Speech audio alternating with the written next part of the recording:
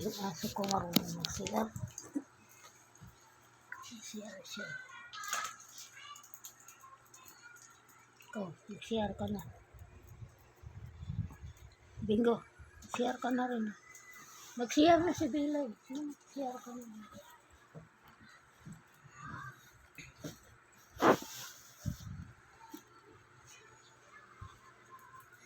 Ano? Kinain mo yung langaw? Nasaan yung langaw? Nangiya ka? Nanghuli ka nga ng langaw, eh, kinakain mo din.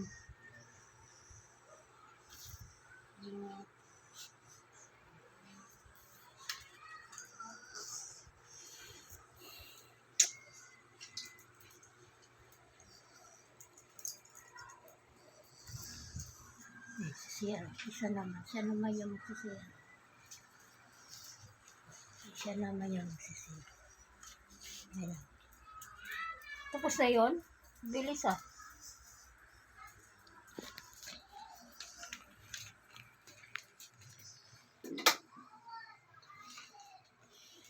Yung mga alaga ako marunong sila magsiyaw. Dito sila iihi, dito rin sila dudumi. Talagang tinuruan ko na yun mga yan. Yung maliit pa. Si Bella, tsaka si Bingo. Yung payat, si Bingo. Yung mataba na pandak, si Bella. Tinuruan ko na sila magsiyaw yan. Wala ng pupa ka. Hanggang ngayon. Yun. Pag dudumi sila, ihi. Doon sila sa CR. Para hindi sila nagkakalat dito sa side.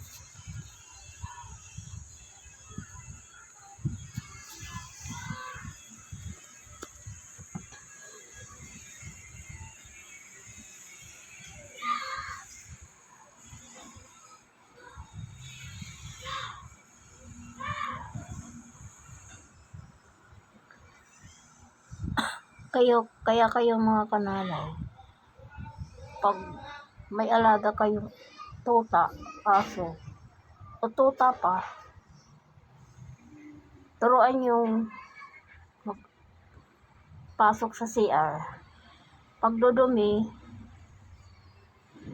sa CR, dali niya sa CR, pag-iihi. Yun. Hanggang sa matuto sila, hanggang di pa sila natututo. Sige, pasok sa CR. Ikukulong nyo. Kailangan ikulong muna. Hanggang di pa nagdudumi, nag-iihi. Wala bantayan, kahit ikulong na lang. Saglit lang pag nagdumi at nag-ihi. Saka nabuksan yung CR. Yun, hanggang di pa natututo, kulong uli. CR uli, pasok sa CR. Kahit mag-ngawa-ngawa pa yan, nag-iyak-iyak, hayaan nyo lang. Para matuto ba. Yan ang ginawa ko sa mga aso. Mga tuta pa lang.